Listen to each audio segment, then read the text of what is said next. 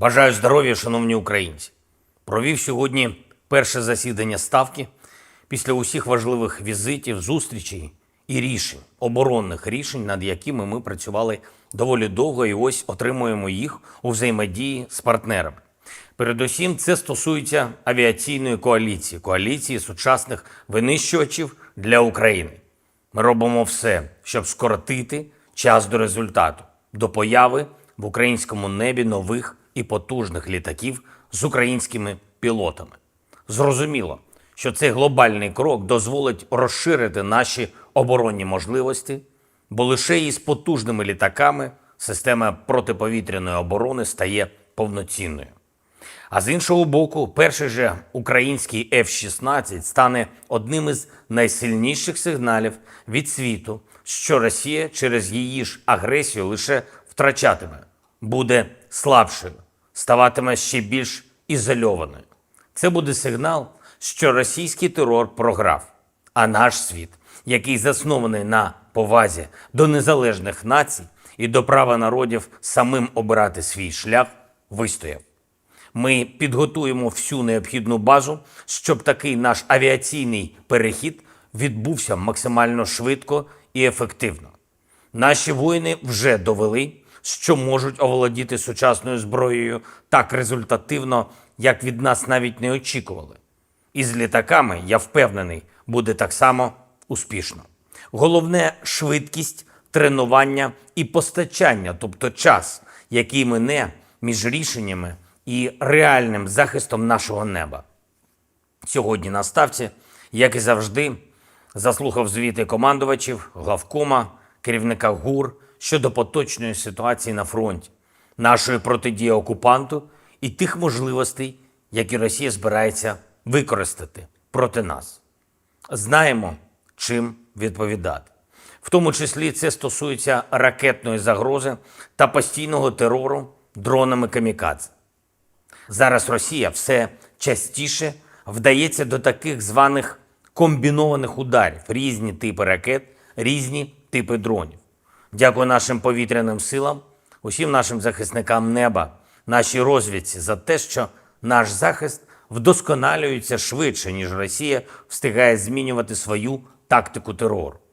Якщо взяти, до прикладу, лише одне знаряддя російського терору – іранські шахеди, то на сьогодні на рахунку наших воїнів майже 900 цих збитих дронів. Загалом же проти України було застосовано близько 1160 шахедів. Більшість збиваємо. І постійно шукаємо інструменти, щоб зробити кількість збиття іранських дронів повною. Але сьогодні, зважаючи на те, що такі удари тривають постійно, хотів би звернутися напряму до народу Ірану, до усіх, до суспільства, до іранських улемів, до кожної іранської родини, до тих людей, які здатні впливати на державні рішення в Ірані. Просте запитання: а для чого вам бути співучасниками російського терору? Чому ви на стороні держави зла? Світ же бачить, що відбувається, і ви всі в Ірані бачите. Підтримку зла неможливо заперечувати. Хоч ми і навчились збивати більшість ваших дронів камікадзе, які ви передаєте Росії, але все ж таки є і влучання.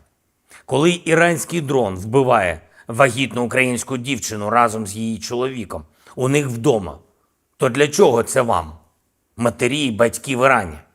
Коли ваш шахед б'є по гуртожитку із нашими студентами, люди гинуть, починається пожежа, на місці прибувають рятувальники, і за кілька хвилин б'є другий шахед, забираючи життя вже тих, хто рятував життя інших. Для чого такі цинічні вбивства Ірану? Руками Росії, але вашою зброєю. Що від цього отримуєте ви, люди в Тегерані, або в Ширазі, або Сакезі, або будь-якому іншому місті вашої країни? На жаль, ще більшу ізоляцію від світу, ще більше проблем. Для Росії мішень абсолютно все – житло, школи, лікарні, молитовні будинки, церкви, електростанції, ринки, навіть пункти видачі гуманітарної допомоги та автобусні зупинки. Вже є тисячі таких прикладів. Люди Ірану. Росія б'є по всьому, не розбираючи артилерією і мінометами, ракетами і дронами, тим, що у неї є, і тим, що від вашого імені Росії дають. Я впевнений, ви маєте бути на іншій стороні історії, не зі злом. Росія почала цю війну заради поневолення. Це війна колонізатора проти сусідньої нації. Росія навіть краде людей, наших дітей, тисячі і тисячі. Лише абсолютне зло може красти дітей іншого народу. І йдучи проти українців, російські окупанти знищують усі інші національні спільноти, які століттями живуть на землі України. Тому підтвердження спалення росіянами села, греків-християн та системні репресії Росії проти кримськотатарського народу, нашої української мусульманської спільноти. Люди Ірану могли би жити зовсім інакше, якби вас не ставили на одну сторону із таким злом, як російська агресія. Ваші шахеди, які щоночі тероризують Україну, означають лише те, що людей Ірану штовхають ще глибше і глибше на темну сторону історії. Слава усім, хто захищає життя.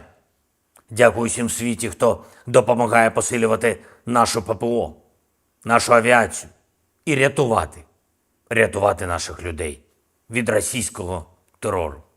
Будемо сильні, будемо жити. Слава Україні!